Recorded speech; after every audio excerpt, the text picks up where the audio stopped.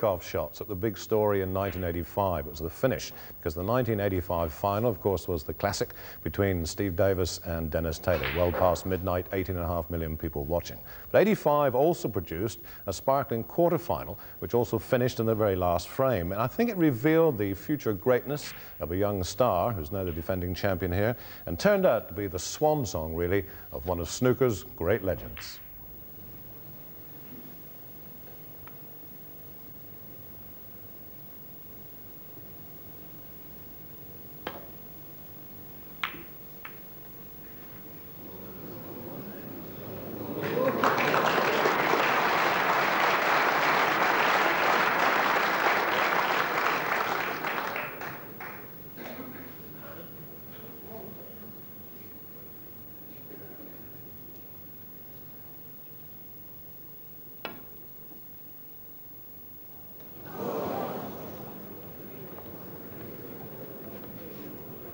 Ball stroke, 4, and a free ball. Ray Reardon.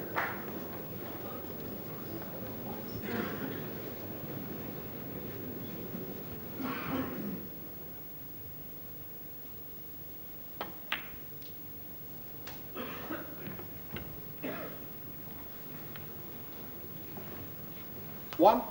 So the black counts as 1.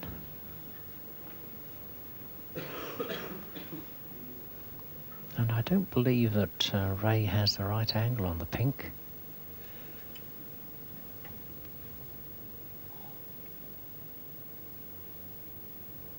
So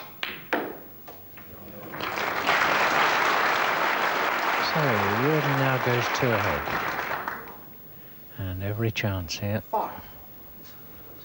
Of course, the difficult ball is the yellow, which is against the right-hand cushion there.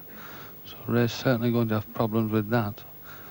Unless he's straight on this red and could possibly get an angle off the blue to move the yellow.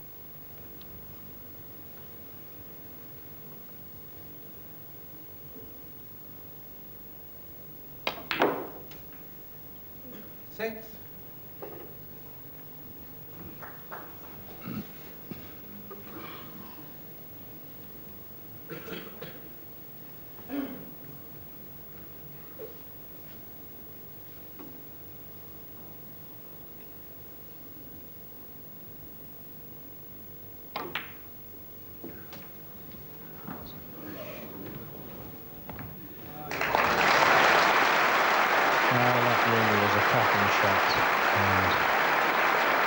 One has to give credit to this fellow. He's a great player.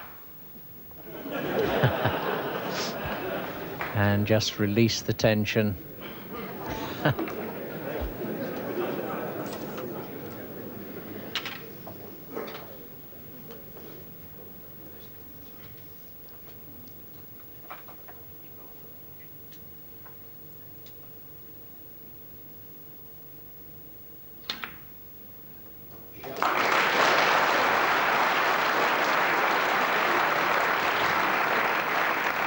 So just the green and brown now to put Ray 19 in front with 18 left on the table.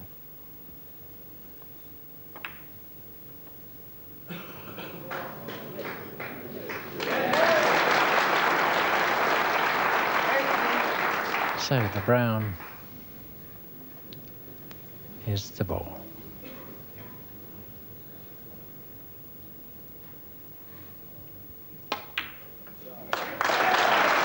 And in it goes, and it looks as though Ray Reardon has done it.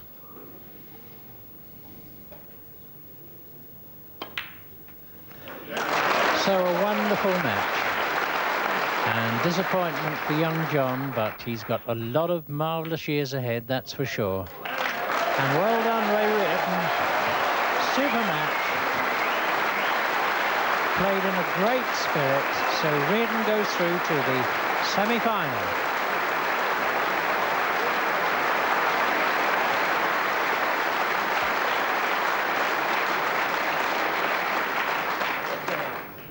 Mr. Reardon, this is like the old times. Mr. Vine, sir, how are you?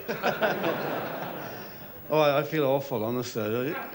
I don't know how I managed to pot that yellow because the old nerves are going to pieces there. Wish you'd had it. Well, you know.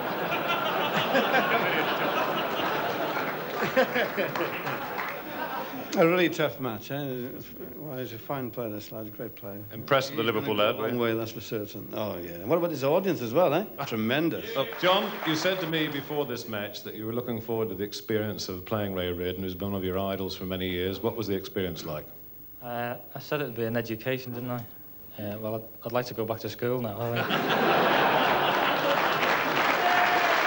to do a long way, there's no doubt about that. He knows what to do. It's coming all together for him. If my ex-headmaster's watching, this man's a little bit tougher than you are, sir. But, It went in patterns, John, didn't it? Yeah. Ray played, I thought, this afternoon very well to hang on because personally I played quite well. I thought when I've opened a couple of, like, 4 frames, I couldn't quite get away from him. He kept pegging back the odd game and really when he was hanging in 9-7, I knew he was going to be very dangerous tonight. And he came out and played tremendous the first session. Didn't see a ball. I don't even know what a red is. And yes, that first session tonight, I was really going there. Yeah. And but the second session, you were going. And don't forget, you were way behind then. That's the first time you'd been behind. So, you know, that's very difficult. That is easy for me, but it's harder for you. And you showed great character there. I've been there before. I know what it's like. You know. do you think I'll be like that in 35 years' time? We were saying at the start of tonight's session that was, with every respect, the old Ray Reardon. The authority was there, wasn't it? You seemed to be enjoying that. They were really going in. Well, if you're hitting the ball well, everything goes kindly for you as well, you know. But if you're struggling, it's tough then. It's really tough, eh? It's been a bit of each these last couple of days, and I'm very fortunate to fall over the line, I tell you now. Very fine. Nerves at the end, John? No, I was really enjoying it, particularly the last frame. I mean, I'd like to play in a few more matches like that. It's great to play. Yeah. Until you had to give him the free ball. Lovely game. Until I had to give him the free ball, when I doubted whether he had the father or not then.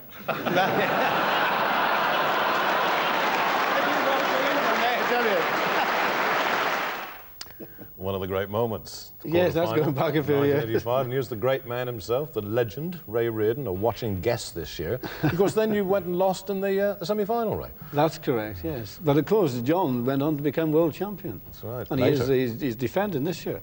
So he did learn, A watching guest here this time, and as ever, most welcome. Not entering this time. I haven't entered for 2 years. I'm the guest of embassy on this occasion. Mr. Dyke upstairs, kind permission of, you know, and he wined and dined me today. Did he? Pie, chips and peas with Bucks Fizz. What a combination, eh? Why no World Championship anymore for you, then? The eyes have gone. I wear glasses, and it isn't the same. And I also feel that the nerves wouldn't stand up to it anymore. Oh, I don't know. No. You frightened so many players to death in your time. Well, as you saw in that, I made a comment in there about the nerves catching up for me. It didn't used to. And of course, now we were talking about 7 years further on, and no, it's a young man's game now. And you do your 10, 15 years in office, and they say that the longer you're there, you should get used to the pressure and play better. No, it takes its toll. It bites at you, and a little bit of the heart gets smaller and smaller. No, it's a young man's game. Well, we saw a good effort of that the other day, didn't we, with young Ebden coming through. That was a fine performance. Do you miss it? The tension and the pressure and the feel Not of it all? really, no. That sounds... a lot of people wouldn't believe that probably, but no, I don't miss it that much now. The hardest part was to let go. And now that I've let go and I've semi-retired, I suppose, I've retired from competitive play. You're saying you still play, don't you? Oh, I still play a lot, yeah. I do the holiday circuits. 6 times champion of the world. I could spend a day going through the record book with you. Any one moment that you say, that's the one I'm most proud of in my snooker career? First. Yeah. Yes. Always the first one, really. Is that's your ambition. But I had a few tough defences of it. The hardest being with Eddie Charlton in Australia, when he was leading 29-23, and I came back to beat him 31-30. Well, that's a bit of a titanic struggle, especially in front of sort of 2,500 people, and 496 were Australians, and there's 4 British people there. They don't take prisoners over there, do they? They don't, do they, really? But having said that, if you do the business, they'll show their appreciation. And when I won, I got a standing ovation. You mentioned young players. Yes. What do you feel about the young players of today? Because they're getting younger all the time. What do you feel about their standard and the way they approach the game? Is it all changing? The game's the same. I mean, the table's the same size. There's the same amount of balls on the table. Players are coming into prominence earlier than they did years ago. They've always played the game, and they've always played it at a high level, because the amateur game was like our professional game, really. It was so high standard. And of course, in those days, only the English amateur or your country champion could go forward into the professional business, and the world champion. Today, it's more open today that, well, all you got to have is money to join today, which I feel is wrong. I don't like that. Why? I don't know any sport where you can pay to become a professional without having the ability to play the game. You could be a dart player and you can be a professional snooker player. It's not fair. Ladies can play. It's do not play right. very well. Well, yes, but they do play, and they play well also. But that's nice, isn't it, really? I don't believe everything I read in newspapers, but you have been... I never believe anything I read in a newspaper. You have been quoted even this week as not being too kind to some of the young stars, like the Stephen Hendrys and everybody else, so they don't play the complete game of snooker. Oh, is that right? no, that's not true at all, no. This is how you get misquoted. I mean, Stephen Hendry, my word, a wonderful player. Steve Davis, brilliant. Your Jimmy Whites, Alex Higgins, loads of them. And of course, your own champion now, John Parrott. And of course, John's going to find it harder this year because he's defending, and it's very hard to do that. I've seen how they've gone, and there's a lot of newcomers coming into the game. There's young Ebden's going to do well. He's got a great future. So you don't feel they're potters? Well, what he's doing is they're all great potters of the ball. And because they're allowed to join the professional ranks early, they haven't got the background of experience in the tactical side of the game. So therefore, they come into prominence, but they find it harder than what they think it is. But we've got some new faces here at the Crucible.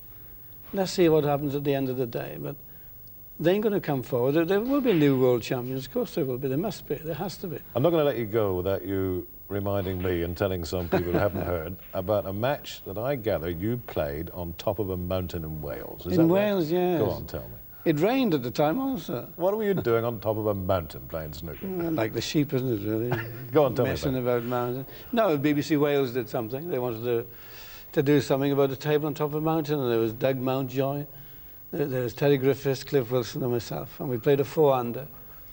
And they put this table right on the edge of the red ground, because we were born down in Tredegar there, and the red ground was in Tredegar, and therefore Cliff and I were born there, so they decided to put this table up on top of the mountain.